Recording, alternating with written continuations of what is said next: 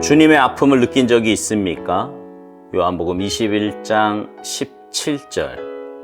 세 번째 이르시되 요한의 아들 시몬아 내가 나를 사랑하느냐.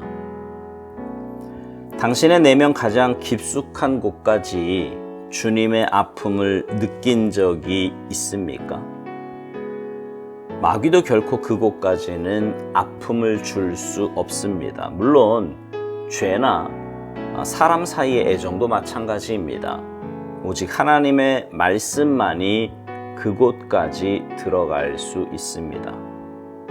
주께서 세 번째 내가 나를 사랑하느냐 하심으로 베드로가 근심하여 이르되 요한복음 21장 17절. 베드로는 이때 비로소 내면의 가장 깊은 중심에서 자신이 예수님께 헌신되었다는 것을, 그 사실을 깨닫게 되었습니다. 그는 주님께서 인내하며 반복해 물으시는 질문의 의미를 알았습니다. 그의 마음에는 실오라기만 한 거짓도 남아있지 않았고 다시는 자신에게 속을 수 없게 되었습니다. 열정적으로 말하거나 감상이나 과장을 드러낼 이유도 없었습니다. 자신이 얼마나 주님을 사랑하는지를 깨달았던 놀라운 계시의 순간에 그는 이렇게 말합니다. 주여, 주께서 모든 것을 아십니다. 그는 자신이 얼마나 주님을 사랑하는지 깨닫기 시작했습니다. 그러나 제가 당신을 얼마나 사랑하는지 이것 보세요, 저것 보세요 라고 떠들썩하며 말하지 않았습니다. 다만 자신이 얼마나 주님을 사랑하는지 스스로 깊이 발견한 것입니다. 이제 그에게는 저 하늘에나 깊은 땅 속에나 오직 예수 그리스도 외에는 아무도 없게 된 것입니다. 그러나 주님의 통찰하시는 뼈아픈 질문을 받기까지 그는 이러한 사실을 알지 못했습니다. 오직 주님의 질문만이 언제나 내가 누구인지를 참으로 알게 해줍니다. 베드로를 다루시는 예수님의 끈기와 직선적인 태도와 기술을 보십시오.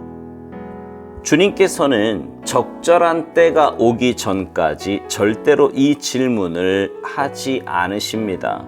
거의 드물게, 아마도 한 번 주님은 우리를 피할 수 없는 곳으로 데리고 가셔서 꿰뚫는 직선적인 질문으로 우리에게 고통을 가하십니다. 그러면 우리는 그 어떠한 고백보다 훨씬 더 깊이 주님을 사랑하는 자신을 깨닫게 될 것입니다.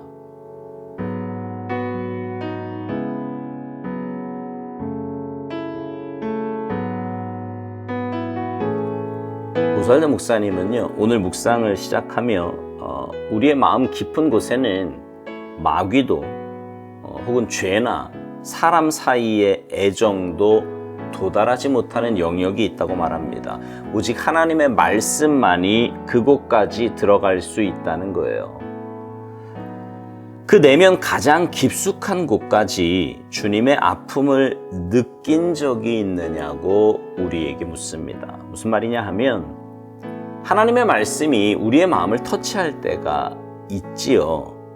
다른 그 어떠한 것도 건드리지 못하는 그 마음의 내면, 그 깊은 내면을 하나님의 말씀만이 터치하는 것입니다. 그럴 때 우리는 세상에서 맛볼 수 없는 너무나 소중한 은혜를 맛보게 됩니다. 주님의 살아계심이 느껴지고요, 나와 함께 하심도 느껴집니다. 세상이 다르게 보이고요, 사람들이 달라 보여요. 어제의 그 환경이 어제 만난 그 사람인데 말입니다. 그렇게 주님께서 내 마음을 만지시면 나타나는 또 하나의 특징이 주님의 사랑을 조금이나마 깨달아 알게 된다는 것입니다. 주님께서 이 땅에 왜 오셨는지, 내가 얼마나 추하고 더러운 존재인데 그런 나를 왜 사랑해 주시는지, 내가 무엇하고 이런 감당할 수 없는 사랑을 베풀어 주시는지 그 사랑에 감복하게 된다는 거지요. 그 사랑은요, 그저 감상적인 사랑이 아니라 내 삶을 내어드리고 헌신하게 되는 행함이 있는 사랑입니다. 그렇게 되는 이유는 이 세상의 그 어떠한 것도 주님을 대신할 수 없고, 주님 외에 그 누구도 자신의 주인이요 구원자가 되실 수 없다는 것을 깨닫게 되기 때문입니다. 부활하신 예수님께서 베드로에게 찾아오셔서 너가 나를 사랑하느냐고 3번이나 물으셨어요. 베드로는 그때 비로소 내면의 가장 깊은 중심에서 자신이 예수님께 헌신되었다는 사실을 깨닫게 되었다고 오스왈드 목사님은 말합니다. 그는 주님께서 인내하며 반복해 물으시는 질문의 의미를 알았다고요. 그러면서 그의 마음에는 실오라기만한 거짓도 남아있지 않았고 다시는 자신에게 속을 수 없게 되었다는 것입니다. 열정적으로 말하거나 감상이나 과장을 드러낼 여유도 없었다는 거예요.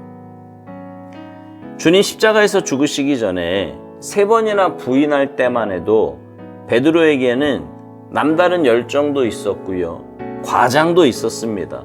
그러나 그런 것들이 얼마나 무의미하고 헛된 것이었는가를 알게 된 거지요.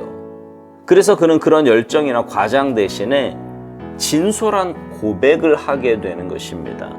주님께서 모든 것을 다 아신다고요. 오스왈드 목사님은 베드로가 그렇게 된 데에는 주님의 통찰하시는 뼈아픈 질문을 받았기 때문이라고 말합니다. 그 질문 전까지는 이러한 사실을 알지 못했다는 거지요. 오직 주님의 질문만이 언제나 내가 누구인지를 참으로 알게 해준다는 것입니다. 그렇습니다. 우리의 내면의 깊은 성찰은 주님의 말씀으로만 가능합니다. 그 주님의 말씀을 통해 주님의 사랑을 깨닫게 되고, 주님의 사랑 앞에 설 때 내가 누구인지도 보게 됩니다.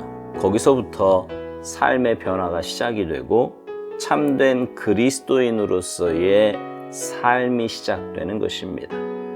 여러분은 어떠십니까? 오늘 묵상 제목대로 주님의 아픔을 느낀 적이 있으십니까? 주님의 사랑에 여러분의 마음이 붙잡힌 바 되셨느냐 말입니다. 사실 신앙생활은 이 사랑의 힘으로 하는 거예요. 사도 바울이 그 모진 고난과 고통 속에서도 끝까지 사명의 길을 걸어갈 수 있었던 것도 이 사랑 때문이고요. 사도 요한을 제외한 주님의 제자들이 모두가 다 순교의 길을 갈 수 있었던 것도 바로 그 사랑 때문입니다.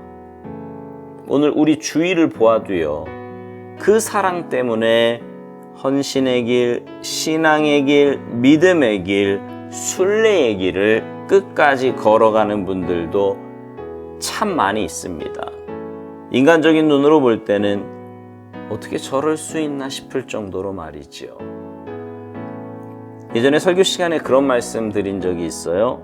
신앙생활은 쉽기도 하고 어렵기도 하다고요. 내가 내 힘과 지혜로 인간적인 방법으로 신앙생활 하려고 하면 그것처럼 어렵고 힘든 것이 없습니다. 그러나 주님의 사랑에 감복하여 주님 주시는 힘과 은혜로 신앙생활 한다면 그리 어려운 일만은 아닙니다. 아니, 나도 모르게 그 길을 어렵지 않게 가고 있음을 발견하게 됩니다. 오스왈드 목사님 말대로 주님의 그 사랑의 체크가 그리 자주 오지 않을 수 있습니다. 그러나 여러분, 우리는 그 사랑을 사모하며 살아야 합니다. 무엇보다 주님과의 만남을 사모하며 살아야 돼요. 그럴 때 주님의 그 질문 앞에, 사랑의 터치 앞에 내가 얼마나 주님을 사랑하며 사모하는지 깨달아 알게 될 것입니다. 사랑하는 성도 여러분, 사람과의 사랑도 깊은 관계가 되면 살맛이 나고 행복합니다. 하물며 주님과의 관계이겠습니까? 그런데 다른 것에 마음을 빼앗기고 정신이 팔려 그 사랑을 놓치고 있지는 않은지 점검하며 사시기 바라요. 그래서 날마다 주님과의 깊은 사랑의 교제를 통해 이 땅에 살지만 하늘의 복과 맛을 누리며 살아가는 아름답고 복된 삶이 되시기를 주님의 이름으로 축복합니다. 아멘.